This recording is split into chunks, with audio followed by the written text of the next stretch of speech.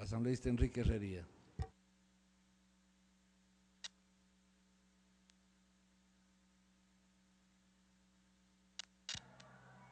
Gracias, presidente. En la intervención de la sesión anterior, yo me refería a lo que han dicho aquí un buen número de asambleístas.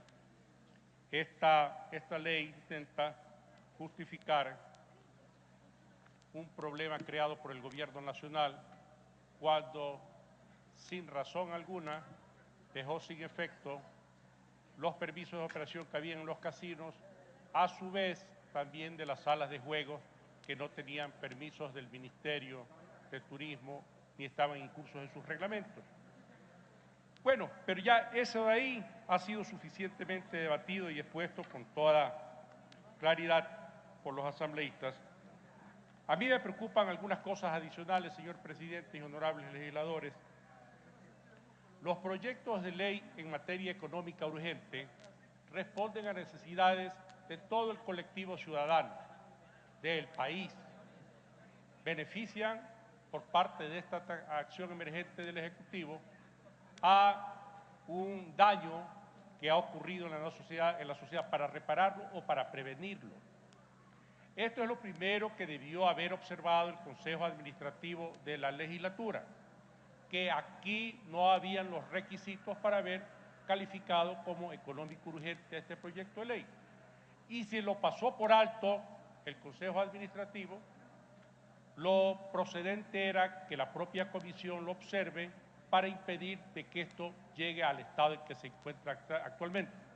Debió haber sido rechazado y remitido al Ejecutivo para que, si quería enviarlo, lo envíe como proyecto económico ordinario, como proyecto ordinario. Segunda consideración, se ha debatido y se pone en el proyecto respecto de la negligencia de las autoridades, tanto del Ministerio de Trabajo como del Instituto Ecuatoriano de Seguridad Social. La incuria, negligencia de estas autoridades pueden ser calificadas como actos de omisión administrativa. No los hace responsables de forma alguna para que luego que el Estado asuma y pague indemnizaciones que corresponden al sector privado, pueda repetir en contra de estos pésimos funcionarios. Porque lo expliqué yo en la ocasión anterior, esta decisión de terminar las actividades de los casinos y salas de juego, al ser de fuerza mayor, entendiéndose por fuerza mayor lo que dice el artículo 30 del Código Civil, acto de autoridad. El presidente de la República dictó el decreto ejecutivo para que se cierren estas salas de juego, estaba ejerciendo un acto de autoridad que se inscribe en lo que dice el artículo 169 del Código Laboral, que taxativamente enumera las causales por las cuales se puede terminar legalmente el vínculo contractual laboral sin posibilidad alguna de que el empleador tenga que indemnizar a sus trabajadores. En consecuencia, si le paga el Estado a estos empresarios, malos empresarios que no afiliaron a los trabajadores, que no les pagaban todas las remuneraciones, que no lograron darle ni siquiera una compensación por la terminación de la relación laboral, no puede el Estado después repetir en contra de los funcionarios ni del Ministerio ni del IES. Lo grave es de que se está aquí insertando estas disposiciones que quebrantan, que vulneran, que afectan lo que se llaman derechos, principios generales del derecho, uno de los cuales es la responsabilidad de los individuos. No es posible que mañana un juez de coactiva cualquiera, como lo señaló con acierto el doctor Vicente Tariano, pueda ejercer una acción de cobro, porque él presume que el empleador Enrique Herrería tiene sus bienes camuflados en el testaferrismo de Leonardo Viteri, porque alguien se lo dijo, porque a su juicio es de evidente conocimiento público de que esos bienes no son de Herrería, no son de Leonardo Viteri, sino de Herrería, y le siguen acciones de coactiva y lo despojan de su propiedad legítima a Leonardo Viteri, cualquiera que sea la persona. Estoy solamente poniendo ejemplos para el presente caso, porque aquí se está desatendiendo, cosa que ni siquiera han caído en cuenta los señores miembros de la comisión, que el Código de Procedimiento Civil establece con toda precisión cuáles son los instrumentos públicos y privados. Los instrumentos públicos son los que son realizados con todas las solemnidades que están estipuladas por parte de funcionarios competentes. Y para que los privados se los reconozcan como tales, tienen que seguir también un procedimiento. ¿Qué quiero significar con esto?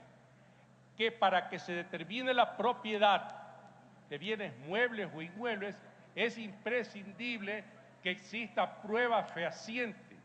Cuando hay prueba fehaciente que determine la propiedad de un inmueble, cuando obviamente se encuentran en el registro correspondiente de la propiedad, cuando están también en el catastro municipal, cuando en determinadas ocasiones las personas jurídicas tienen propiedades y por lo tanto están inscritos doblemente en el registro mercantil, en el registro de la propiedad, cuando constan en la ley del registro de datos esta entidad que se encarga de tener a su control todos los registros del país.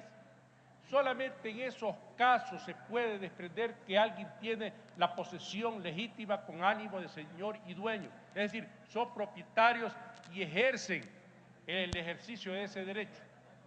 No es porque mañana se le ocurre a un juez coactivo decir que se supone que alguien tiene una propiedad que es de público y notorio conocimiento que le pertenece a otro y ya le va a quitar el inmueble. Esto de aquí es una barbaridad. A mi juicio, tiene como propósito dos cosas.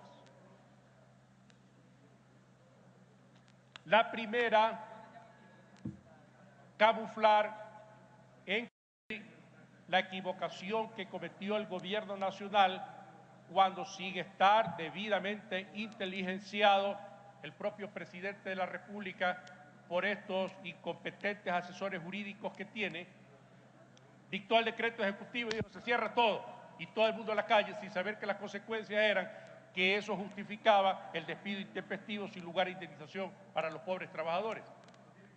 La segunda, no haber tomado una medida direccionada contra uno solo de estos actores de los juegos ilegales, no de los casinos y salas de juego que habían en los hoteles de 5 estrellas, porque eso desde hace 50 años en el país funcionan por disposición legal y reglamentaria.